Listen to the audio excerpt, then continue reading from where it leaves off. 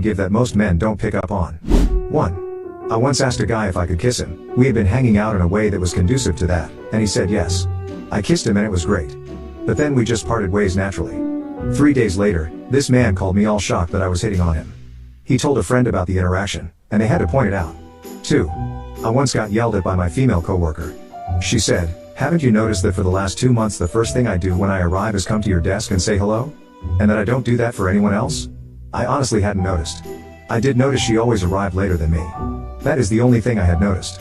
Anyway, after that little bit of frustration and yelling, we did end up having a thing for a while. 3. Back in high school, a pretty girl sat next to me for about 2 weeks at lunch and would make comments like, "I could really see myself with someone like you," while also being exceptionally handsy. I naturally assumed she didn't mean literally me, and I just thought, neat, I guess I'm not hopeless after all. After she realized that I wasn't being very responsive to her hints, she just stopped joining me at lunch. 4. All of them. Seriously, if you're a man like me, I'm terrible at hints.